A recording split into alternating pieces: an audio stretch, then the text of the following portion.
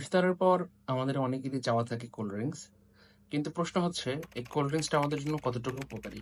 এটা আমাদের জানা খুব দরকার। ইফতারের পর কোল্ড ড্রিঙ্কস বা ঠান্ডা পানীয় খাওয়ার পর কিছুটা স্বস্তি মনে হলেও এটা আপনার শরীরের জন্য একদম উপকারী নয়। সারাদিন পানি বা কোনো খাবার না খেয়ে থাকার কারণে আমাদের পাকস্থলীতে এমনিতেই অ্যাসিডের পরিমাণটা অনেক বেশি থাকে। যদি আমরা ইফতারের পরে হুট করে কোল্ড ড্রিঙ্কসটা খাই, তাহলে এটা কি করে আমাদের পেটের পাকস্থলীতে গিয়ে একটি শক তৈরি করে, যে কারণে হজমের সমস্যা, গ্যাস এবং বুকে জ্বালা পোড়ার পরিমাণটাও বেড়ে যেতে পারে। আর কোল্ড ড্রিঙ্কস খেলে আমাদের অন্ত্রের ব্যালেন্স নষ্ট হয়ে যায়, যে কারণে দেখা যায় রোগী ডায়রিয়া নিয়ে হসপিটাল পর্যন্ত ভর্তি হওয়া লাগে। এখন আপনাদের মনে একটা প্রশ্ন জাগতে পারে, তাহলে এখন আমরা কি করব? প্রথমত, ইফতারের পর আপনি ঠান্ডা পানি না খেয়ে কিছুক্ষণ ধৈর্য ধরুন।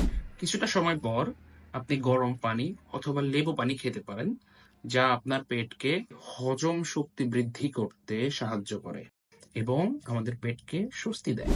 যদি কোল্ড ড্রিঙ্কস আপনার খুবই পছন্দ থাকে, তাহলে আপনি 30 মিনিট অপেক্ষা করুন, পরিমাণে কিছুটা কম খান।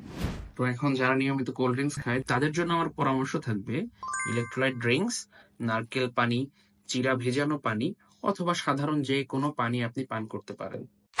এখন আপনারা কি ভাবছেন, কোল্ড ড্রিঙ্কস ভালো নাকি খারাপ? ধন্যবাদ সবাইকে। আসসালামু আলাইকুম।